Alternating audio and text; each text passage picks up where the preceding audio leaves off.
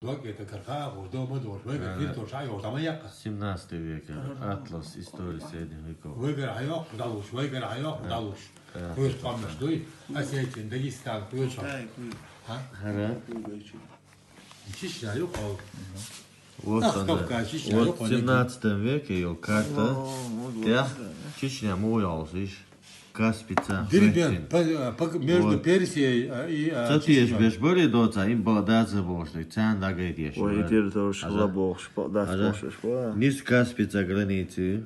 А Дербент, ты прям границы. Дербент, Персия не Чечня, Дербент. Кабарта цаны уже дахечу.